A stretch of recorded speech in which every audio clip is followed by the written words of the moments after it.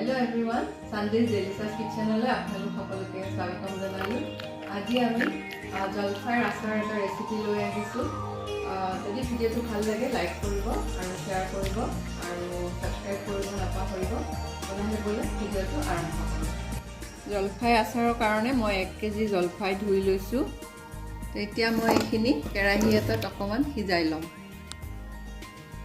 তো এয়া উতলিছে। জলফাইকিটা অকমান পকা হলে ভাল হয়, এইখিনি অলপমান পকা। তো এনেকৈ আমি 6-7 মিনিট মান সময় সিজাই ল'ম, যাতে পুৰা ঢিলা হৈ নাযায় চাব লাগিব। তো হৈ গৈছে, এইকেইটা হাফ বইল হৈছে। এনেকৈ অকমান তল ওপৰ কৰি দিছোঁ। এয়া এটা দুটা ফাটিও গৈছে। এতিয়া আমি এইখিনি পানীৰ পৰা উঠাই লৈছোঁ। এতিয়া আমি এইখিনি 10 মিনিট মান সময় ৰ'দত দিম, ভাল চোকা ৰ'দত, ওপৰৰ পানীটো শুকাবলৈ। এনেকৈ আমি কিছু সময় ৰ'দত দিম এইখিনি। তাৰপিছত নিমখ হালধি সানি 10 মিনিট হৈ গৈছে, ৰ'দত দিলোঁ। এতিয়া আমি এইখিনি কাটি পেলাই হালধি নিমখ সানি পেলাই আকৌ 1.5-2 ঘণ্টাৰ কাৰণে আকৌ ৰ'দত দিম।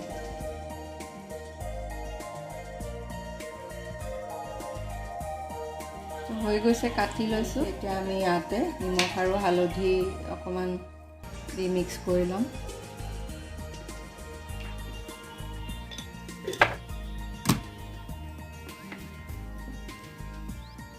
এয়া হালধি নিমখ সানি লৈছোঁ। এইখিনি ভালকৈ বহলকৈ মেলি দিম, যাতে ভালকৈ ৰ'দ লাগে। 1.5-2 ঘণ্টামান সময় আমি এনেকৈ মেলি দিম। চাই থাকিব লাগিব মাজে মাজে, যাতে বেছি শুকাই নাযায়। বেছি শুকাই গ'লেও টেষ্টলেছ হৈ যাব। এতিয়া আমি আচাৰৰ কাৰণে এইখিনি লৈছোঁ মছলা। গোটা জিৰা লৈছোঁ, ধনিয়া লৈছোঁ, অকণমান সৰিয়হ লৈছোঁ, মিঠি গুটি লৈছোঁ আৰু অকণমান চফ গুটি লৈছোঁ আৰু কেঁচা জলকীয়া আৰু শুকান জলকীয়া। এতিয়া আমি এইখিনি ভাজি লৈছোঁ। অকণমান কেৰাহী এখন গৰম কৰি জিৰা দিলোঁ, ধনিয়া দিলোঁ, সৰিয়হ দিছোঁ আৰু মিঠি গুটি দিছোঁ। এয়া হৈ গৈছে, অকণমান গোন্ধ ওলাইছে। এতিয়া আমি গেছৰ ফ্লেমটো অফ কৰি ইয়াতে অকণমান চফ গুটি ঢালি দিছোঁ। চফ গুটিটোৰ পৰিমাণটো অকণমান বেছিকৈ দিছোঁ, কাৰণ চফ গুটিটো দিলে ভাল লাগে, কিন্তু আমি এইটো একেবাৰে শেষত দিম। এতিয়া আমি এইখিনি কিছু সময় ঠাণ্ডা কৰিলোঁ। এতিয়া আমি মিক্সাৰ বা গ্ৰাইণ্ডাৰত এইখিনি গ্ৰাইণ্ড কৰি ল'ম। তো হৈ গৈছে। এতিয়া আমি এইখিনি একেবাৰে গুড়ি কৰা নাই, অলপ অলপ হেৰি হৈ আছে, গোটা গোটা হৈ আছে। এনেকৈ দিলে আচাৰত ভাল লাগে। এতিয়া আমি এটা বাতিত লৈছোঁ যিখিনি কাটি লোৱা জলফাই। এইখিনি মই এদিন পূৰা ৰ'দত দিছোঁ, ভাল ৰ'দত, চোকা ৰ'দত। এতিয়া এইখিনি ইয়াতে মিক্স কৰিম। ইয়াতে আৰু অকণমান হালধি দিছোঁ, আগতে এবাৰ দিছোঁ, আকৌ এবাৰ অলপ দিছোঁ, আধা টেবুল চামুচ।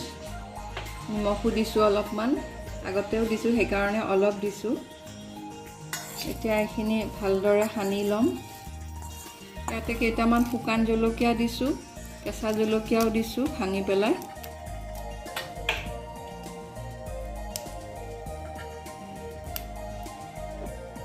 আধা টেবুল চামুচ পাঁচফোৰণ দিছোঁ।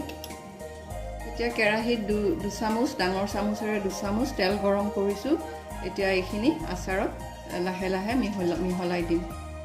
এতিয়া আমি গৰম কৰি লোৱা তেলখিনি অকণমান ঠাণ্ডা কৰি লৈছোঁ। এতিয়া আমি ইয়াতে অলপ অলপকৈ লাহে লাহে ইয়াতে মিক্স কৰি ল'ম। এতিয়া আমি এনেকৈ 2-3 দিনমান একেলগে এনেকৈ ৰ'দত দিম। তাৰপিছত ইয়াত এইটো কণ্টেইনাৰত ৰাখি ভৰাই থ'ম। এইখিনি মই মছলা সানি এদিন পূৰা ৰ'দত দিছোঁ, কাঢ়া চোকা ৰ'দত। এতিয়া চাওক মছলাটো ধুনীয়াকৈ লাগি ধৰিছে। এতিয়া আমি এটা বটল এটা ধুই লৈছোঁ। এইটো আমি ভালদৰে ধুই ৰ'দত এইটো শুকুৱাই লৈছোঁ। পানী যাতে নাথাকে কণ্টেইনাৰটোত, তেনেকৈ ৰাখিব লাগিব। তেতিয়াহ'লে আমি বহুত দিনলৈ ৰাখিব পাৰিম। এইটোত আমি এতিয়া ভৰাই লৈছোঁ। এইটো আকৌ আমি এসপ্তাহমানলৈ আকৌ ৰ'দত দি থাকিম। এইটো খাব পৰা হৈছে, যিহেতু মই অকণমান বইল কৰি লৈছোঁ।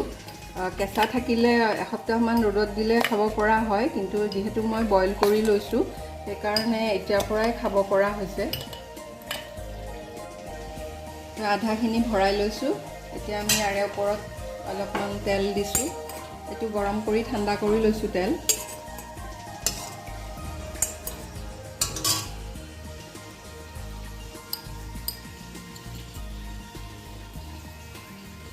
বাকীখিনিও ভৰাই লৈছোঁ। তো হৈ গৈছে আজি আমাৰ এয়া জলফাই আচাৰ। এতিয়া আমি এসপ্তাহমানলৈ আমি এনেকৈ ঢাকোনখন খুলি কিছু সময় আমি ৰ'দত দিম। তেলটো মই বেছিকৈ দিয়া নাই, বেছিকৈ তেল দিলে মানে যিটো গাত লাগি থকা মানে মছলা সেইটো ধোৱা যায়, সেইকাৰণে মাজে মাজে এনেকৈ ঢাকোনখন লগাই ওলোটাকৈ কিছু সময় থৈ দিব, তেতিয়াহ'লে আচাৰখিনিও ভালে থাকে। যদি ভিডিঅ'টো ভাল লাগি লাইক কৰিব, শ্বেয়াৰ কৰিব, আৰু আপুনি যদি মোৰ চেনেলটোত নতুন তেনেহ'লে ছাবস্ক্ৰাইব কৰিব নাপাহৰিব। আকৌ নেক্সট ভিডিঅ'ত লগ পাম।